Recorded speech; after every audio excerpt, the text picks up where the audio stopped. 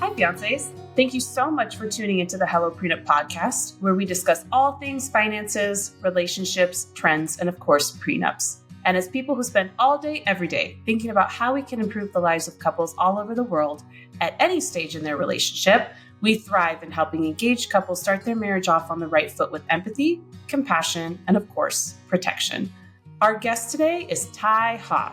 ThaiHa is a certified somatic healing mentor, breathwork facilitator, and relationship coach. She's helped hundreds of humans completely transform their lives and their relationships by getting to and healing the root cause of their relationship triggers. She uses several different healing modalities to address not just one part of you, but all aspects, including mind, body, and soul. ThaiHa is on a mission to help you gain tools to cultivate safety and stability within your own body so you can feel grounded and secure no matter what life throws at you. Without further ado, here is ThaiHa. Well, thank you, ThaiHa, so much for joining us. We're so excited to chat with you today. First and foremost, how did you become a relationship coach? What inspired you to go down this path? It's like been an unfolding of my being, I guess, my becoming in discovering who I am. I went a completely opposite direction to start. I was a mechanical engineer. So that was very different. And I only lasted a year before I was like, this is not it. So I just started following things that lit me up more than that.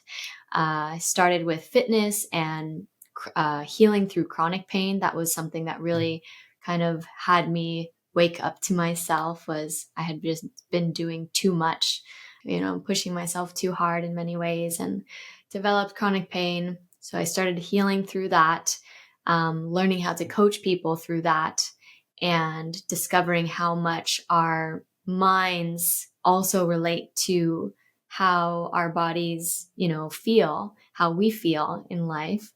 It's not just the physical, there's the mental too. And then I got led down the path of learning about emotions. Look, that's a whole different realm of work and practice. Got into somatic healing, meaning learning how to feel through and release the energy that gets trapped in our bodies when we don't know how to process it. And from there, I just kept doing what interested me. I didn't really know, what my thing was yet because I was still learning about myself. But when I went through, as I was going through that healing process of uncovering all these different aspects of ourselves, I went through 3 breakups, 3 summers in a row right before my birthday. And it was very hard. I was learning more and more of how to hold myself through these experiences and how to witness the patterns that were showing up of like 3 summers in a row right before my birthday. That's kind of weird. What's there? So I started looking at all of that in a different way and using it as a map to like see what's been stuck within myself and what needs healing. And through doing that, through leaning into practicing everything I had been learning, especially after the last breakup, which was the hardest one that I had gone through, a year later, I met my partner, Justin, who I'm with now. And it just kind of all clicked of like, whoa, I've really become an embodiment of this work. And it feels like quite simple to me. It feels like it's a formula of like, oh, you just have to do these things and you can create the relationships and the relationship that you have always dreamed of. It's really quite simple in a sense. Maybe it's my engineering brain that thinks of it in that way. But that's kind of what led me here. And so now we're here. That is incredible. I really admire how you kind of leaned into yourself and took the time to really get to know who you are on like a molecular level. And then being the walking story of putting all of those trials and tribulations into experiments for yourself and finding and attracting what works for you. So I want to back up a little bit. Why mechanical engineering of all the things? Well, I was really good at math. I was really smart and did really good in school. And I kind of took on this conditioning of what success looks like, what would bring me success, what would bring me happiness. And that led me to just being like, oh, this will make me a lot of money. I will look like I have a really legit job. And that's kind of what led me there. I got really good at like tricking myself into thinking that I liked it. I think we can do that with some things like that feed our egos, right? Like, I'm really good at this. I think I like it. But 3 weeks into the real job, I was like, this is not the right thing for me. How did you make the jump from mechanical engineering to going full-time on relationship coaching? That was about a 5-year period. I left engineering for a job with a corrective exercise startup. It was a company that I found on Instagram, and they were saying stuff about the physical body and healing chronic pain that I really resonated with. I leaned into that, and I was trying to create a job at the time that was in the fitness industry anyways. I was up in Silicon Valley, and it led me down here. I manifested a job with this startup, led me to San Diego, which is where I wanted to be anyways.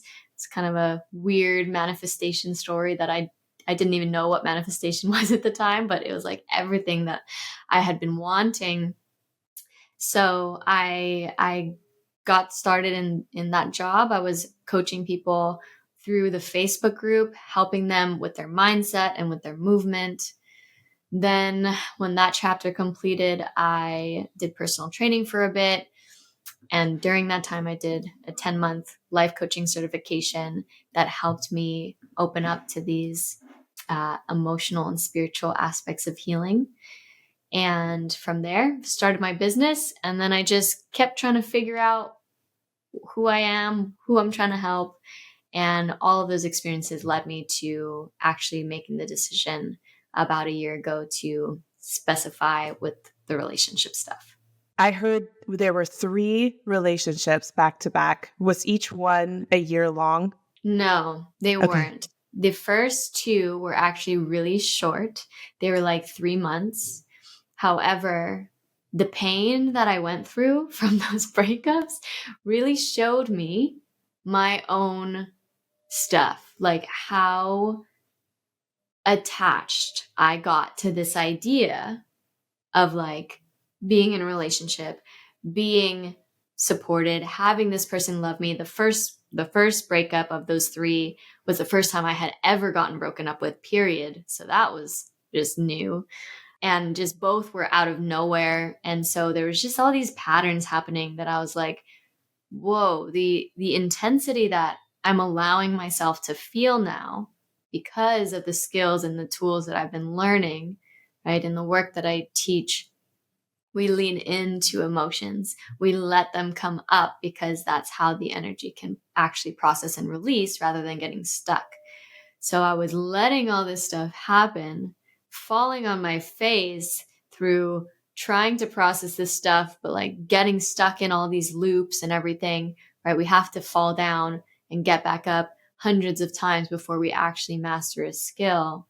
So it almost felt like just a training ground for me to really learn how to embody what I'm now teaching. And it is pretty funny that those breakups, though they were such short relationships, had such an effect on me. Like there was clearly a lot of codependency and anxious attachment in my system that I had just never acknowledged in that way before. I can totally relate to you. I feel like sometimes the shorter the relationship, the harder it is to get over. I don't know if you've had this experience, but having a PhD in TikTok and following a bunch of other people and their relationships, I feel like that's really common. Have you seen any of this in your personal and professional experience where the shorter the relationship, the harder it is to get over? I can't say I would make it this or that in that way, because I think they're all just different, you know? Sometimes when we're cut off during the honeymoon stage, like clearly that can be really heavy. Other times when we have really had time to establish a secure bond with somebody, like that's very hard to get over as well. So I wouldn't say that the shorter the relationship is, the harder it is to get over. I think it just presents us with different emotions, different reflections of ourselves, and each one has different medicine for us, right? Each painful experience, each heartbreak will help us learn something different and new that maybe we hadn't learned yet. Was there a common thread between the 3 relationships before you met your partner now that you had to kind of face? Or was it different every single time for every single relationship? Really, my biggest pieces were I relied on the relationship for my worth. And I was relying on having a relationship to feel loved. And through these experiences, I was able to see how much of my well-being depended upon these people, because when it was out of nowhere ripped away, I was like, fuck, who am I? What happened? All these things that I thought were happening are not real. Like, so I had to learn how to find those feelings within myself. And that's what I help people do now, which is realizing the inherent worth and love that you are just for existing, that we've forgotten through the pain that we've gone through in life, most of which develops in childhood, where we start to rely on external things to receive, what we desire to feel, rather than learning how to be it, to hold it, to feel it within us. Through the relationships, it kind of, I kept growing through each one, but the main theme was like identifying with the relationship as what gave me worth, and the codependency and the like always having a need to be with the person. And if I wasn't, then I was just looking forward to the next time I could be with them, but didn't quite have that relationship with myself. That relationship with myself developed through those years of being in a relationship, then not being in a relationship, and having to sit with the pain of that. So after you went through the 3 breakups, I heard earlier that you learned a lot, and you learned that your self-love was the true source of feeling whole, of feeling loved, and not being dependent on these other partners. What advice do you have for someone who feels like they're going through this codependency process and helping them get to a place of really loving themselves? I can always use the 3 steps of the RISE method, which I teach my clients in the RISE program. It's really important, in my opinion, to address your system as a whole, which a lot of times doesn't get addressed in the way that people try to, right? They're kind of reaching for different things to help them with self-love, but it's not fully landing. It's not fully clicking. So what helped me was first addressing the body. In the RISE method, we call this step regulate. How do we regulate your system? Because most of what we've been feeling, it's not that we don't feel self-love for ourselves. It's that pain that we're carrying, emotional baggage that we're carrying, is blocking us from feeling what we are, what we already have, right? What we came into this world with. You see, babies, they are not concerned with anything. They are just fully in love and in joy. So that's our birthright. In order to remember that feeling, we have to release all that emotional baggage that we've been carrying, that we took on at some point. Implementing tools like breathwork, somatic experiencing, things that really help you get in your body and feel through and process emotions rather than resisting them or going on TikTok to try to figure out how to fix them. Like, that stuff doesn't actually work. It's just brain food. But this stuff lives in your body. So you have to get out of your mind and into your body with it. So clearing out those emotions, regulating your nervous system. Then not only that, the second step of the RISE method is called repair, where you become your own best partner, friend, mother, father for yourself first. Lots of these wounds were developed in childhood because we didn't get the love or attention that we needed. So learning how to give that to yourself, hold yourself through your emotions, through your pain, that's what really transforms everything, because you're no longer living life as this child living in an adult's body, right? Can you relate to like when you get triggered or when you get anxious, like this childlike consciousness comes over you and is thinking all these things that's it's not really you.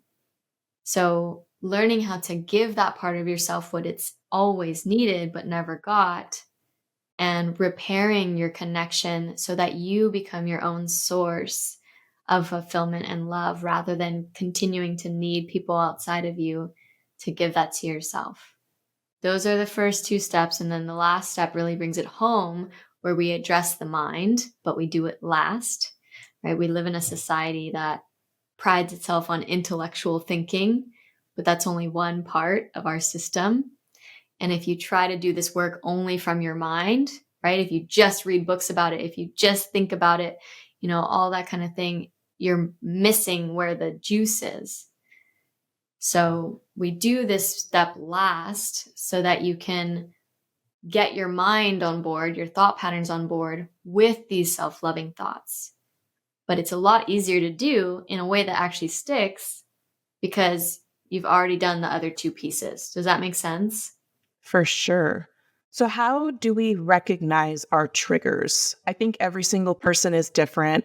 I know there's the different attachment styles. We have anxious attachment, and then secure attachment. And then there's one more. What is the third one? Avoidant. Woof. How do we recognize our triggers? And then part two, does it matter to know what our attachment style is to recognize those triggers? Like, do those go hand in hand? I think labels like attachment or whatever, like our styles, they can help us locate ourselves and feel more seen and less alone in our experiences. But knowing about it is not enough. So really what we want to start recognizing is what are the moments that cause us discomfort. What moments bring up uncomfortable emotions for us? Is it when they don't text you back? Or is it when they text you too much? Or is it when they don't let you know where they're going or that they're out with their friends? Or when they don't do the dishes or whatever? Anytime an intense emotion comes up or you feel your heart contract towards somebody, right? Our relationships, romantic relationships will bring up a lot of triggers because our bodies want to heal through this stuff. They want to process these emotions. And so our partner like pokes at our stuff so that we can process it, but we'll tend to like blame the partner for our feelings. Meanwhile, missing all this magic of healing ourselves through them. So that's the first step, is just noticing when your body feels uncomfortable in a situation. Not to say that every time you're uncomfortable is a trigger, but if you see recurring ones, like, oh, in these situations, I always get uncomfortable. I always get upset. I always outburst. I always get really anxious. Those are a great way to start looking at what energy is here that wants to be processed for you. So, though you may be feeling these feelings towards your partner, it is not on your partner to necessarily soothe those feelings for you. The work is internal. The work is a solo mission. It's something that you have to take on yourself. So, how does somebody remove themselves from putting the blame on their partner for how they're feeling and really start this work? How do you approach your partner with this trigger? And should you decide if this is something that your partner should change, or is this something that you need to change, or is it both? We do not know anything for sure. This is much more of an art than a science. But what I do know is that whenever an intense emotion comes up in our relationship, nobody else is feeling that but you. So whose responsibility is it, do you think? If it's just an energy that's coming up in your system because it's getting poked at, are you going to blame the poker, or are you going to be like, this is my wound, you know? I use the example sometimes of like, if we have an open wound and somebody pours salt water, salt water gets on it. Is it the salt water's fault that I'm hurting? No, that's my responsibility. So first and foremost, I recommend people to do whatever they can to process that emotion, to process that energy. Now, actually learning how to do that might be a little more challenging than just like saying the processing, because we've developed a lot of protective mechanisms in our bodies to prevent ourselves from processing energy. So that's, what I support people with. But that's the first step, because usually when we get triggered, it's the emotion that comes over us and is like, you have to fix how I'm feeling. And it's the emotion speaking through us. It's not our true selves. So how can we give ourselves the space? Maybe that's leaving the room, saying lovingly, hey, sweetie, I'm really triggered right now. I'm going to give myself space because this is my responsibility, and meet your partner in a loving way rather than an overly emotional way. Because really what's happening when we get triggered is we need something. We need something that we think our partner needs to give us. But through expressing the emotion so intensely, like we pull ourselves further away from what we want, right? Because we'll just be butting heads and more in this me against you energy, which is not what anybody wants. So it's not to say that anything that triggers you is your responsibility and you shouldn't do anything in terms of the relationship dynamic. It's just about learning how to communicate from a more regulated place so both people can actually hear each other rather than emotions kind of just ping-ponging back and forth, hurting each other, pushing you further apart. Okay, so I heard communication is key. Like, above all, you have to be able to communicate with your partner. Because I want to go back to the saltwater wound. I think for me, it's twofold. Yes, my wound is mine, and I'm responsible for its healing. But if somebody is purposefully putting something on it and they can see the wound, like they poke it or they put salt water on it or whatever, how do you approach them and say, hey, that thing that you do bothers me, and I know I'm responsible for healing it, but at the same time, I need your support in meeting me halfway and not putting me in this position. Do you agree that that's a conversation that needs to be had? A lot of the time, if we are in a triggered place, meaning we are in that overly emotional place, we are not seeing reality. So even if it feels like they are pouring it on us purposefully, or they are doing this, in a horrible way to me, they really couldn't be. They might just be in their own world, unaware of their actions' impact on you. So learning how to separate how much our way of thinking and believing and perceiving situations matches our pain, and is like we've literally created a reality that matches our pain in the way that we view life. Understanding how to separate those things is important. If you have been taking ownership of your wounds, doing what you can to release those negative perceptions of your partner and not choosing to see them in a negative light anymore, yet they're still pouring, or they're still doing stuff that really hurts you, like hurts your heart, hurts your soul, that's something you definitely want to talk about, because there's a whole nother realm of like, yes, there's your stuff, but then there's the relationship values. And if this is a relationship and a person that actually aligns with what you want, what you're looking for. I want to move over to recognizing red flags versus recognizing your triggers, because Mhm. I think those are kind of muddy. I think it's hard to distinguish sometimes. So, what is the difference between a red flag and a trigger for you? I think so many of us have not been taught how to differentiate our stuff versus the relationship stuff. And we haven't been taught that we get to choose the kind of relationship that we want. Lots of people are living in scarcity with relationships, so they will take whatever they can get. But whatever they can get sometimes doesn't match their hopes or expectations. And then they get, confused on, what is this right for me? Is this wrong? Da, da, da, da, da. They leave their inner guidance. So once again, always having the ability to turn towards yourself and look at yourself. And let's say there's something that you're questioning, is this a red flag or not? What's questioning that? What part of you is questioning that? What part of you would be in a relationship with somebody who would even question that? Why would you be with somebody who you're wondering if it's a red flag or not? In my experience, as I did this work, I got very, very clear on the person I wanted to be with. So specific.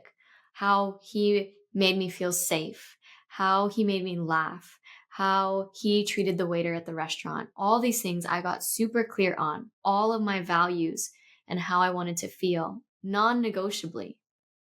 And that's a step that most people don't take. They don't even know what they want. So they get whatever. And then they're like, is this what I want? I don't know. So that's the first step, to really sit down and think about what you want so that you have a reference point for, is this person aligning with this thing that I need and desire in a relationship? When you have that, it's like, oh, this guy was a bit rude to the waiter and that just doesn't vibe with me, even like a one-time thing. If he apologizes, okay, that's a cool thing. That shows me a little bit more of who he is. But if he doesn't, wow, that's giving me information. So having those values clear and how you want to feel around this person clear will help. However, the problem is, people don't they're scared of not finding anybody better. So they keep the person around even when these things are not aligning for them. And that's where doing the work to heal from within, right? Implementing those R's of the RISE method, doing that work helps you get to a place within yourself where you're like, I got me, and that is enough. And anybody who comes into my world is just bringing me up, not down. And I know how I feel, and I can feel how other people feel. So I have a clear reference point of is this right or wrong? Clearly, as you move through the relationship, you gain more information. You're not necessarily going to have everything you need in the beginning, especially if triggers are coming up. But that's basically how I would work with that. I use my inner guidance to tell me if this is in alignment or not. And if it's not, I let it go. That's the most important step, is actually learning how to let it go if it doesn't feel like this person aligns with those values. What advice do you have for engaged couples? And in particular, for couples that are interested in getting a prenup. So, one of the questions we get all the time, if I had $1 for every single time we had this question, you would see a gigantic mansion in the background. You would not see my humble abode.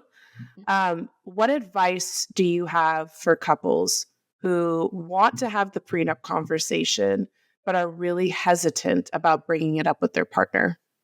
I would ask them, what part of them is hesitant? What are they worried about? What are they scared of?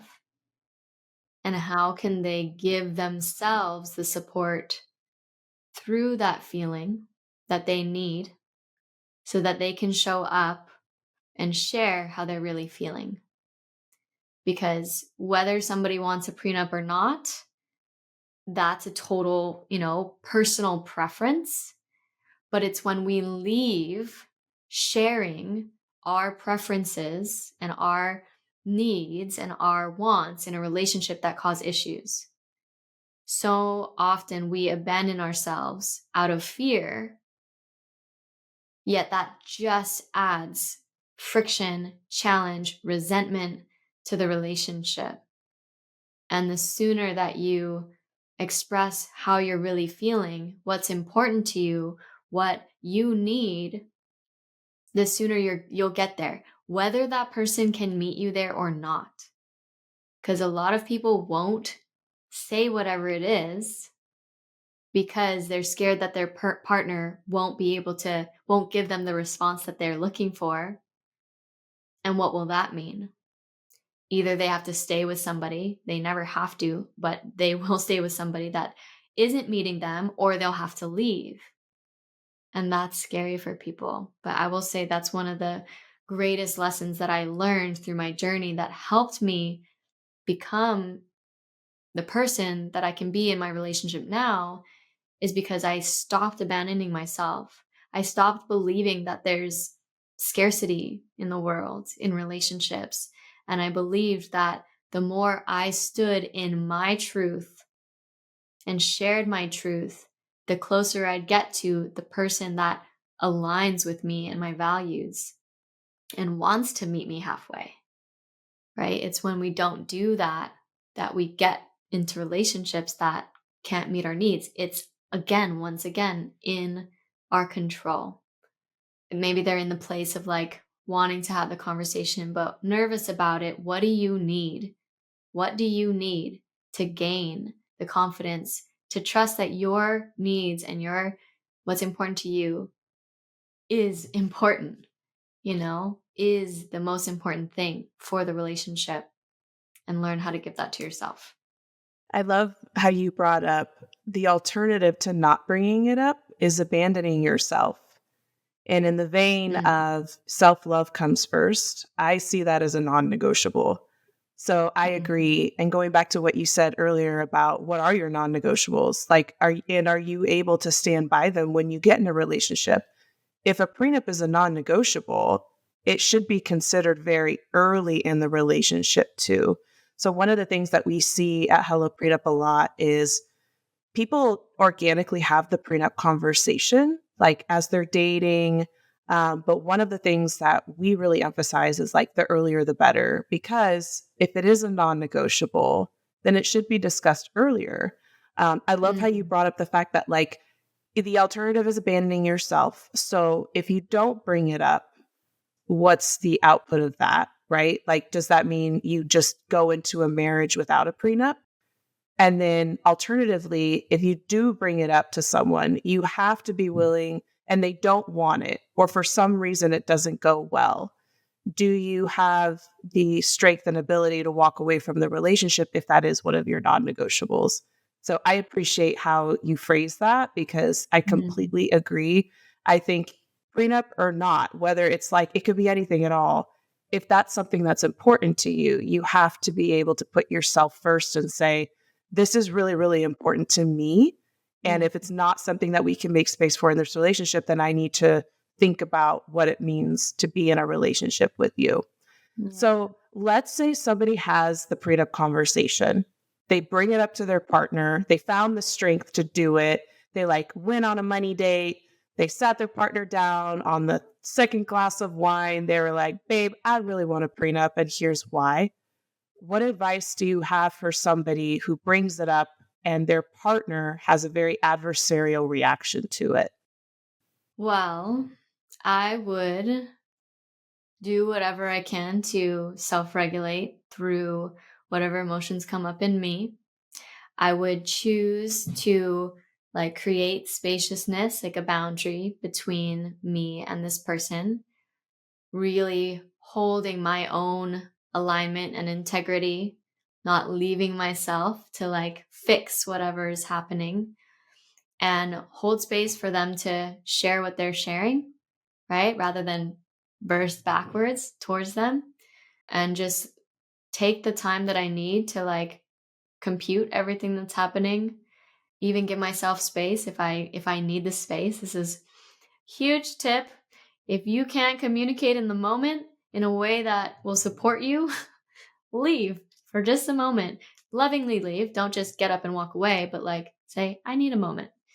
And then just come back and acknowledge what the person said. This is a huge thing, is even if somebody's expressing in a way that I don't agree with or appreciate, I do my best to not throw that back at them, So like acknowledging them in a loving way, which maybe they're not expecting, to support the space in all aspects.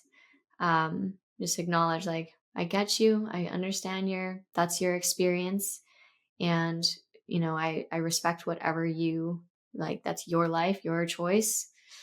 This is what is important for me in whatever way the person wants to, like standing strong in yourself.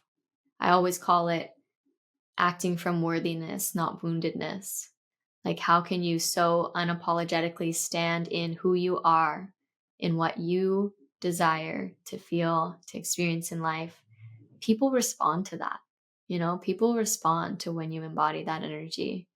So just laying it out there of your true feelings, what's important to you, and kind of leaving the rest to the universe, whether it's, this can't go further anymore. Maybe we can negotiate. Maybe we can communicate lovingly. If not, that probably wouldn't be a relationship for me. So, one of the things that is really common today amongst relationships, engaging relationships, really qualifying a partner, are zodiacs. What is your take on zodiac compatibility to qualify the strength of a marriage? I take everything with a grain of salt. So I believe that there's a lot that could be happening in terms of alignment of energy and astrology and all of that kind of thing. I don't take anything as I can never be with the person who's this sign or anything like that, because it just depends on the way that you view it. But to me, these are just, again, labels, and it doesn't mean anything about this person if they have this label.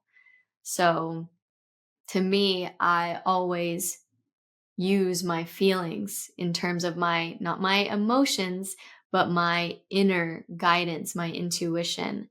How does this person make me feel? How do their thoughts, their actions, their words, right, align? Do they align? Are they showing up? Can I feel the integrity in their character in these certain challenging situations? How do they respond? And does that feel like an alignment for me? So that's kind of the way that I look at it. I've gone deep into astrology for some time. I've come out of it. It's kind of just like something that's there, but I don't look too deep into it anymore. That's totally fair. And I agree. At this point, I think it's just fun. And I think it's another thing to keep things spicy and interesting. What tips do you have for a couple who's been dating a long time? They're really used to each other and they want to spice up the relationship. What advice do you have for them? Bringing some aspect of novelty into the relationship, right? In the beginning, we have so much newness happening and so much excitement, and we tend to lose that and get really comfortable and maybe complacent. So doing things, going out of the way on both sides to bring in some of that novelty, whether it's going on a weekend trip, like a romantic weekend trip, or going to new places, wearing new clothes, just being more playful in that sense, because my partner and I are entrepreneurs. We can get really sucked into work brain and never come out. So it takes effort to do that, having consistent, weekly time where we choose to release all of that and invest ourselves, like take off those hats and remember like this aspect of our relationship is different and it's separate, and we want to keep it sacred in that way. Switching things up again, like variety, doing things a little differently, because it can be so easy to get into the same routines, and it really requires work on both sides to fuel. I'm definitely learning that. Amazing. Last and final question. Okay. What is the number one thing that you wish more couples knew about relationships? I wish couples knew that most of the time, nobody's trying to intentionally hurt the other. And if you could realize that and grow outside of your small little brain who wants to be, triggered or hurt, right? How often do we want to be upset? So often. So if you can grow outside of that and start to put yourself in this person's shoes, see the world from their lens, allow their world to be equally as valid as yours, and then communicate with the desire to get each other more rather than to be pitted against each other, you will save yourself so much unnecessary pain. My partner and I have lived together for a year, and we've never raised our voices at each other. We always have conversations and clear things up in a matter of usually an hour max. And that's because we are dedicated to loving each other over everything else. So it's possible, these stereotypes of what relationships have to be like, I just don't subscribe to it. And I'm hoping that through sharing, these messages, through you people offering me such beautiful platforms to share, I can help more people achieve that for themselves too. So I really appreciate you asking me to be here today. Oh, well, thank you so much. And that is such a great way to end it. Everybody's just doing their best. My mom says that all the time when I'm popping off about whatever. She's a great reminder. And I think you are too, that everyone's doing their best. Everyone has their own triggers, especially in a relationship. So be kind to one another, be gentle, and just know that everybody's doing their best. Well, thank you, ThaiHa, so much for being here today. We loved having you. If people want to know more information about you or find you, where should they go to do that? So my Instagram is ThaiHa Sloan, ThaiHa Sloan. I'm also ThaiHa Sloan on TikTok and Facebook. And if you want to reach out, just go ahead and do it in one of those places. I'll be there. Amazing. And her channels are awesome, you guys. I am regularly binging her content and it is so good. So make sure you follow her. But thank you, ThaiHa, so much for being here today. Until next time, thank you so much.